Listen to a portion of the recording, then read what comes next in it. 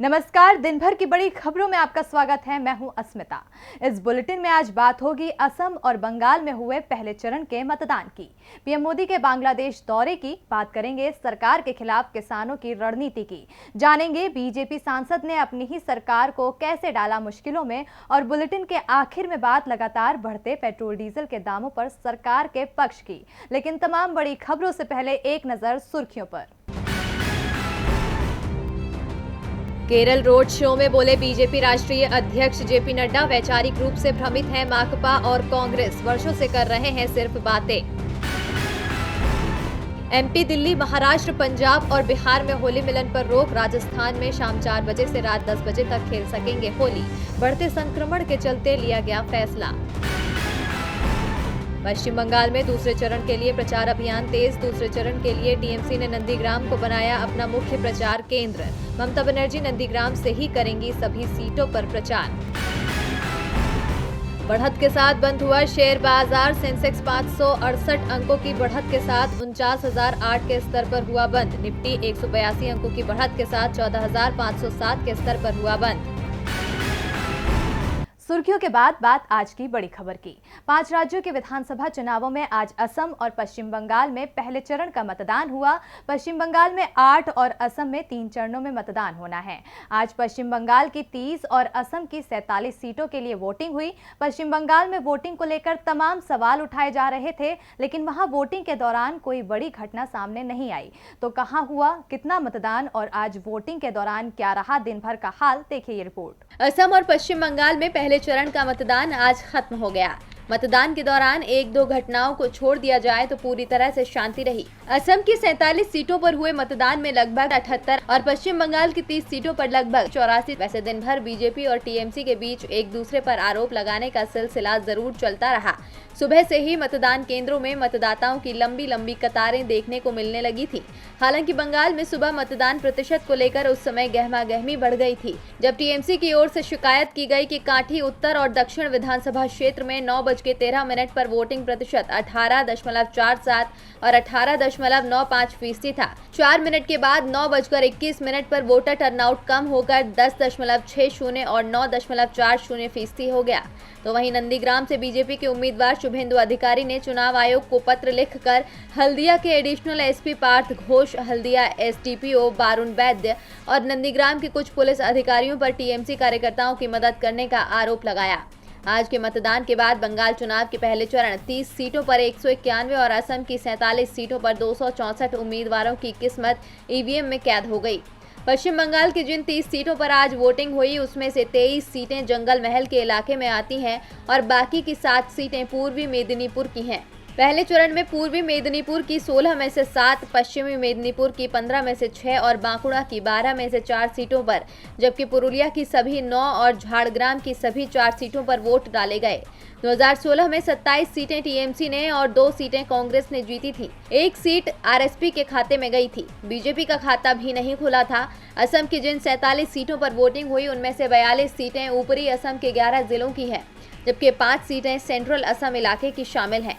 2016 में असम की इन 47 सीटों में से बीजेपी को 27, उसकी सहयोगी असम गण परिषद को 8 सीटें मिली थी। कांग्रेस को 9 और एआईयूडीएफ को 2 सीटें मिली थी।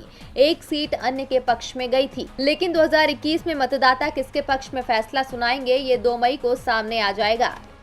देश में चुनाव चल रहा है और बीजेपी के सबसे बड़े स्टार प्रचारक यानी प्रधानमंत्री नरेंद्र मोदी विदेश दौरे पर हैं। लेकिन विदेश में रहते हुए भी पीएम की नजरें चुनावी राज्यों पर है। पीएम बांग्लादेश के 2 दिन के दौरे पर गए हुए हैं, जहां आज पीएम ने मतुआ समुदाय के मंदिर में पूजा अर्चना की। तो चुनावी हलचल के बीच पीएम के दौरे के क्या हैं सियासी मायने, आइए देखते हैं इस रिपोर्ट में। पश्चिम बंगाल और असम में पहले चरण के चुनाव के लिए आज मतदान हुआ। असम में जहां 47 सीटों के लिए मतदान कराया गया तो वहीं पश्चिम बंगाल में 30 सीटों के लिए मतदान हुआ। हर दल का नेता जनता से मतदान करने की अपील कर रहा था, लेकिन इसी बीच प्रधानमंत्री मोदी 2 दिवसीय बांग्लादेश दौरे पर रहे, जहां आज उनके दौरे का दूसरा दिन था। प्रधानमंत्री मोदी के इस दौरे के सियासी मायने निकाले जा रहे हैं। दरअसल प्रधानमंत्री मोदी आज ओराकांडी के मातवा समुदाय के मंदिर पहुंचे। आपको बता दें कि पश्चिम बंगाल और असम में मातवा समुदाय की बड़ी आबादी रहती है। पश्चिम बंगाल में तो मातवा समुदाय की आबादी करीब 1.5 करोड़ है। मातवा समुदाय पश्चिम बंगाल चुनाव में वोटों के लिहाज से काफी मायने रखता है। प्रधानमंत्री मोदी ने मातवा समुदाय को साधते हुए कहा कि मैं कई सालों से इस अवसर का इंतजार कर रहा था। बांग्लादेश की 2015 की यात्रा के दौरान मैंने ओराकांडी आने की इच्छा जाहिर की थी और वो इच्छा पूरी हो गई। किसने सोचा था कि कोई भारतीय प्रधानमंत्री यहाँ आएगा और मातवा समुदाय के मंदिर में पूजा करेगा। भारत और बांग्लादेश दोनों ही दुनिया को अपनी प्रगति के जरिए आगे बढ़ते देखना चाहते हैं। दोनों राष्ट्र अस्थिरता और अशांति के बजाय दुनिया में स्थिरता, प्रेम और शांति देखना चाहते हैं। भारत और बांग्लादेश दोनों ही देश अपने विकास से, अपनी प्रगति से पूरे विश्व की प्रगति देखना चाहते हैं। इसके साथ ही प्रधानमंत्री मोदी ने दोनों देशों के बीच जन मन और मन से मन का रिश्ता होने की बात भी कह डाली। इसके बाद प्रधानमंत्री के इस दौरे पर सवाल उठाते हुए पश्चिम बंगाल की मुख्यमंत्री ममता बनर्जी ने उन्हें घेरते हुए कहा कि ऐसा समय जब बंगाल में मतदान हो रहा है, प्रधानमंत्री बांग्लादेश दौरे पर जाते हैं, बांग्लादेश में वो पश्चिमी बंगाल पर लेक्चर देते हैं। ये चुनाव नियमों का उल्लंघन है। अब देखना होगा कि चुनाव आयोग भी इसे नियमों का उल्लंघन मानता है या नहीं। पीएम मोदी की कोशिश क्या रंग लाएगी? क्या मतुआ समुदाय बीजेपी के पक्ष में मतदान करेगा? ये देखना होगा। वैसे बीजेपी इस बार बंगाल में कोशिश बहुत कर रही है, लेकिन टीएमसी उसके सामने मजबूती से अड़ी हुई है और टीएमसी चीफ ममता बनर्जी ने अब बीजेपी को लेकर बड़ा बयान दिया है। आइए देखते हैं इस रिपोर्ट में। बंगाल की लड़ाई में त्रिकोणीय मुकाबला चल रहा है। आज पहले चरण का मतदान सुबह 7 बजे से शुरू हुआ, जो शाम 6:30 बजे तक चलेगा। इस बीच राजनीतिक दलों का आरोप प्रत्यारोप का दौर भी जारी है। बीते दिन ममता बनर्जी ने साउथ 24 परगना जिले में बीजेपी को घेरते हुए कहा, राज्य में अल्पसंख्यक वोटों का एक हिस्सा हड़पने और भगवा पार्टी की मदद करने के लिए राज्य में एक नया राजनीतिक संगठन शुरू किया गया है। कृपया उन उम्मीदवारों को वोट न दें। दरअसल ममता बनर्जी ने दक्षिण 24 परगना जिले में एक चुनावी रैली में दावा किया कि इंडियन सेक्युलर फ्रंट संगठन को भारतीय जनता पार्टी से पैसे मिल रहे हैं। आपको बता दें कि मुस्लिम धर्मगुरु अब्बास सिद्दीकी ने हाल ही में ISF लॉन्च किया था और ये विधानसभा चुनाव में वाम और कांग्रेस गठबंधन का समर्थन कर रहा है। सिद्दीकी ने ऑल इंडिया मजलिस इत्तेहादुल मुस्लिमीन के प्रमुख और सांसद असदुद्दीन ओवैसी से मुलाकात भी की थी। इसके बाद राजनीतिक गलियारों में सरगर्मियां तेज हो गई थी। इसके बाद अब्बास सिद्दीकी ने अपनी राह अलग कर ली। वहीं MIM चुनाव लड़ने की घोषणा संभवतः एक जनसभा में कर सकती है। वैसे ओवैसी और मुस्लिम धर्मगुरु अब्बास सिद्दीकी दोनों पर ही बीजेपी की बी टीम होने का आरोप कांग्रेस सहित कई दल लगाते रहे हैं, जिसके बाद अब खुद ममता बनर्जी ने भी आरोप लगा दिया है। इन आरोपों का बीजेपी क्या जवाब देती, ये देखने वाली बात होगी। पैसे से वोटों का बंटवारा कराने की कोशिश हो रही है, ये कहा है बंगाल की सीएम ने। इधर पूर्व प्रधानमंत्री मनमोहन सिंह ने भी मोदी सरकार की आर्थिक नीतियों पर सवाल उठाए हैं। तो केंद्र सरकार को आड़े हाथों लेते हुए क्या कहा है मनमोहन सिंह ने, आइए देखते हैं इस रिपोर्ट में। असम विधानसभा चुनाव के चलते सियासी हलचल तेज है, जिसके चलते हर राजनीतिक दल जनता के बीच अपनी ताकत झोंकने में लगा हुआ है। आज असम के पहले चरण का मतदान हो रहा है, लेकिन इससे पहले बीते दिन पूर्व पीएम मनमोहन सिंह भी असम की जनता को वीडियो कॉन्फ्रेंसिंग के जरिए संदेश देते नजर आए। साथ ही उन्होंने केंद्र सरकार को आड़े हाथों भी लिया। पूर्व पीएम मनमोहन सिंह ने कहा कि कई वर्षों तक असम मेरा दूसरा घर रहा है। ये मेरा सौभाग्य रहा है कि मैंने राज्यसभा में असम का 28 वर्षों तक प्रतिनिधित्व किया। मैं असम के लोगों के स्नेह और समर्थन के लिए उनका आभारी हूँ। असम के लोगों ने मुझे 5 साल तक देश के वित्त मंत्री और 10 साल तक प्रधानमंत्री के तौर पर देश की सेवा का मौका दिया। आज समय आ गया है कि इस विधानसभा चुनाव में लोग समझदारी के साथ मतदान करें। इसके साथ ही मनमोहन सिंह ने केंद्र सरकार को घेरते हुए कहा कि नोटबंदी और गलत ढंग से GST लागू करने से अर्थव्यवस्था कमजोर हो गई है। युवा रोजगार के लिए परेशान है। पेट्रोल, डीजल और रसोई गैस की कीमतों में बढ़ोतरी से आम आदमी परेशान है। गरीब और गरीब हो रहे हैं। स्वास्थ्य मुसीबत ने लोगों के लिए और भी मुश्किल पैदा कर दी है। पूर्व पीएम जहां केंद्र सरकार को घेरते हुए नजर आए, तो साथ ही उन्होंने बीजेपी का नाम लिए बगैर कहा कि आपको एक ऐसी सरकार के लिए वोट करना चाहिए जो संविधान और लोकतंत्र के सिद्धांतों को बरकरार रखे, हर नागरिक की परवाह करे और समावेशी विकास करे। असम में कांग्रेस उसकी भाषा, इतिहास और संस्कृति की रक्षा करने और विकास के लिए प्रतिबद्ध है। इसके साथ ही पूर्व पीएम ने असम में नागरिकता कानून को लागू नहीं होने देने समेत कांग्रेस के 5 प्रमुख वादों को भी दोहराया। अब पूर्व पीएम के इन बातों से असम की जनता कितना प्रभावित होती है, ये तो 2 मई को नतीजे आने के बाद ही पता चलेगा। मनमोहन सिंह और ममता बनर्जी ने अपने बयानों से केंद्र सरकार को घेरा है, तो वहीं देश भर के किसानों ने दिल्ली को घेर रखा है। किसान अड़े हुए हैं कि सरकार को नए कृषि कानून रद्द करने होंगे। कल होली है और किसानों ने इस होली पर विरोध प्रदर्शन का नया तरीका खोज लिया है। तो कल होली के दिन क्या करने वाले हैं किसान, आइए देखते हैं इस रिपोर्ट में। आज असम और पश्चिम बंगाल में पहले चरण का मतदान हुआ, जिस पर सभी राजनीतिक दलों की नजरें टिकी हुई हैं। प्रधानमंत्री मोदी जहां बंगाल से लेकर बांग्लादेश तक जनता को साधने में जुटे हैं, तो वहीं 4 महीनों से दिल्ली बॉर्डर पर बैठे किसानों की ओर सत्ता पक्ष के किसी भी नेता ने ध्यान नहीं दिया। किसानों की केंद्र सरकार से मांग है कि नए कृषि कानून को रद्द किया जाए, लेकिन सरकार उनकी मांग मानने को तैयार नहीं।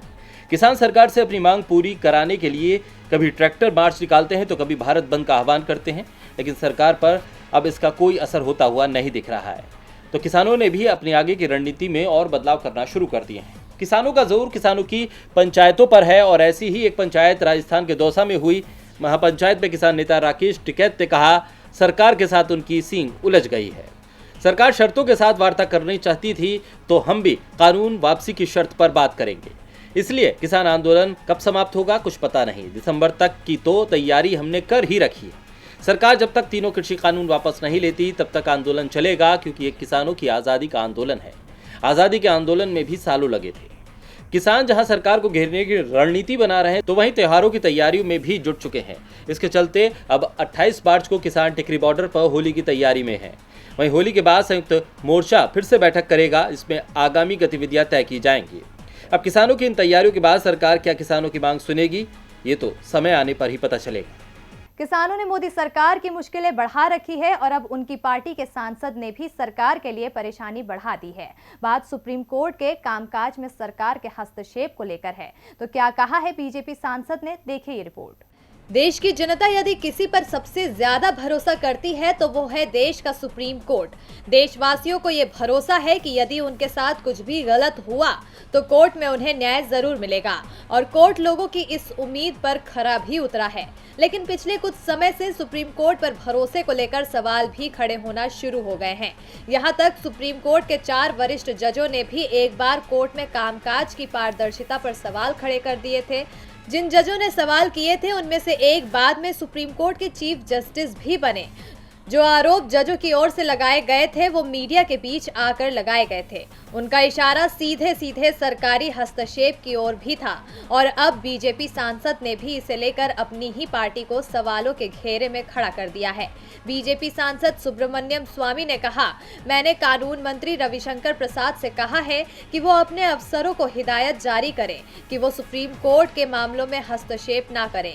मैं खुद कानून मंत्री रह चुका हूँ और जब मैं कानून मंत्री था तो कोर्ट की मर्यादा का पूरा ख्याल रखा जाता था।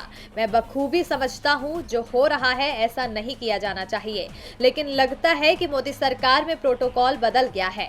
सुब्रमण्यम स्वामी का इशारा साफ है कि कानून मंत्रालय सुप्रीम कोर्ट के कामकाज में हस्तक्षेप कर रहा है।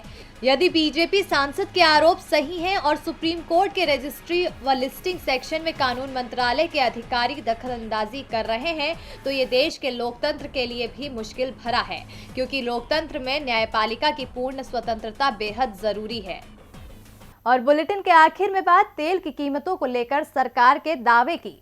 सरकार दावा कर रही है कि दाम जल्द काबू में आएंगे, लेकिन मौजूदा स्थिति को लेकर तो ये नहीं लगता कि लोगों को महंगाई से राहत मिलेगी। आज लगातार दूसरे दिन कीमतों में कोई भी कमी नहीं की गई है। उल्टा सरकार तो सऊदी अरब से भी उलझ बैठी है, जिसके बाद अब सवाल उठता है कि कहां से होगा तेल का इंतजाम और कैसे कम होंगे दाम। इन सवालों को लेकर देखिए हमारी ये रिपोर्ट। फरवरी महीने में सरकार ने तेल की कीमतों में इस कदर बढ़ोतरी की कि पेट्रोल से लेकर डीजल के दाम आसमान पर पहुंच गए, जिसके बाद 24 दिन तक कीमतों में स्थिरता बनी रही। लेकिन 24 दिन बाद मामूली कटौती करके सरकार ने दावा किया कि अब कीमतें काबू में आएंगी। लेकिन आज लगातार दूसरा दिन है जब पेट्रोल और डीजल के दाम में कोई बदलाव नहीं किया गया है। आज दिल्ली में पेट्रोल का दाम 90 रुपये 78 पैसे जबकि डीजल का दाम 81 रुपये 10 पैसे प्रति लीटर है। वहीं मुंबई में पेट्रोल की कीमत 97 रुपये 19 पैसे और डीजल की कीमत 88 रुपये 20 पैसे प्रति लीटर है। इसी तरह कोलकाता में पेट्रोल का दाम 90 रुपये 98 पैसे प्रति लीटर जबकि डीजल का दाम 83 रुपये 98 पैसे, जबकि चेन्नई में पेट्रोल 92 रुपये 11 पैसे और डीजल की कीमत 86 रुपये 10 पैसे प्रति लीटर है।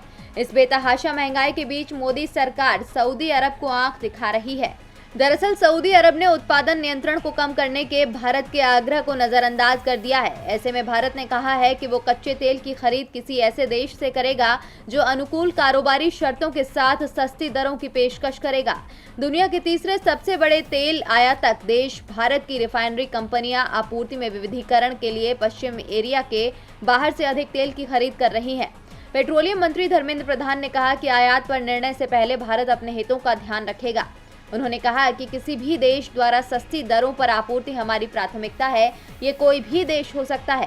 पेट्रोलियम मंत्री के बयान से साफ है कि वो सऊदी को कड़ा जवाब दे रहे हैं। इस तकरार से अब भारत में तेल को लेकर टेंशन बढ़ सकती है। अब देखना होगा कि देश के लिए तेल की आपूर्ति कहां से की जाती है। और दिन भर की बड़ी खबरों में मेरे साथ इतना ही। देखते रहिए डीबी लाइव। नमस्कार।